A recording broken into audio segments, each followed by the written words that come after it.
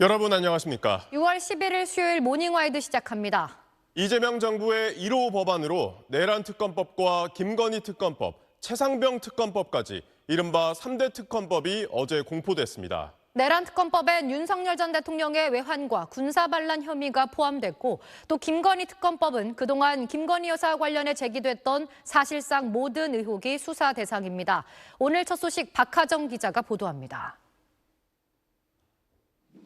이재명 대통령이 어제 취임 이후 두 번째로 연 국무회의에서 내란 특검법, 김건희 특검법, 최상병 특검법 이렇게 3대 특검법이 심의 의결됐습니다. 취임 일주일 만에 1호 법안이 의결된 겁니다. 지난 6.3 대선을 통해 확인된 내란 심판과 헌정질서 회복을 바라는 국민 여러분의 뜻에 부응하는 조치입니다. 3대 특검법은 대통령제가 관보 개제를 거쳐 어제 오후 공포됐습니다.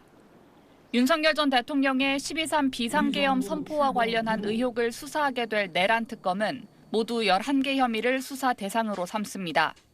계엄의 위헌 위법성뿐 아니라 병기를 휴대하고 반란을 일으켰다는 혐의나 무인기 평양 침투 등으로 북한 도발을 유도하려 했다는 외환 혐의 등도 수사 대상에 추가됐습니다. 북한을 자극해서 북한으로 하여금 군사 도발을 하도록 유도한 외환 유치 행위를 했다는 거의 확정적인 의심이 있지 않습니까, 여러분?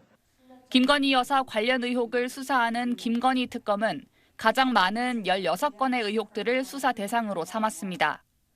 도이치모터스 주가 조작 사건, 명품백 수수 같은 개인 비리 의혹부터 명태균 씨나 건진 법사와 관련한 국정농단 의혹, 지난 2022년 지방선거와 지난해 총선 공천 등에 부당하게 개입했다는 의혹 등 정치적 의혹까지 총망라했습니다.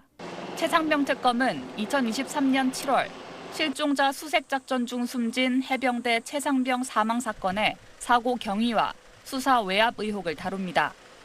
공수처 수사를 방해하기 위해 이종섭 전 국방장관을 호주 대사로 임명했다는 의혹과 임성근 전 해병 1사단장의 구명 로비 의혹까지 8대 의혹이 수사 대상입니다. 세 특검법 모두 수사 중 인지한 사건까지 수사할 수 있도록 허용한 만큼 수사 범위는 더 넓어질 수 있습니다.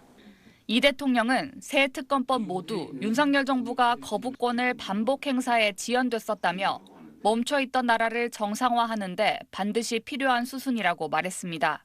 SBS 박하정입니다.